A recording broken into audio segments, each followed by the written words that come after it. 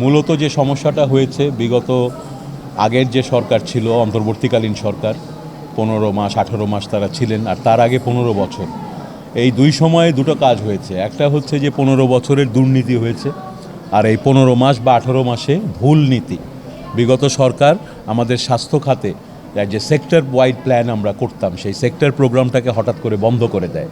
এটা বড় একটা নীতিগত সিদ্ধান্ত ছিল। এর বিপরীতে কিভাবে আমাদের প্রোগ্রাম প্ল্যানিং হবে সেটারও কোনো নীতি তারা দিতে পারেনি। না দেওয়ার ফলে আজকে আপনারা দেখেছেন টিকা ক্রয়ের ক্ষেত্রে এবং টিকাদান কর্মসূচির ক্ষেত্রে বিগত অন্তর্বর্তী সরকারি সময় ব্যর্থতা এবং ব্যত্যয় হয়েছে। ফলে আমরা এবার সমস্যা দেখলাম, আমরা দ্রুত গতিতে সেটাকে নিয়ন্ত্রণে আনতে পেরেছি। একইভাবে আপনার আপনি যেটা বললেন ফ্যামিলি প্ল্যানিং সেক্টরেও দেখা গেছে যে আগে যে অপারেশনাল প্ল্যান হতো সেই অপারেশনাল প্ল্যানগুলো বন্ধ হয়ে যাওয়াতে দীর্ঘদিন ধরে ওখানে একটা স্থবিরতা আছে। আমরা ইতিমধ্যে এটা নিয়ে কাজ করছি। খুব দ্রুতই আমরা এই ফ্যামিলি প্ল্যানিংয়ের উপকরণের জন্য যা যা করা লাগে সেগুলো করব। গতকালকেও আমরা মন্ত্রণালয়ে এগুলো নিয়ে আলোচনা করেছি।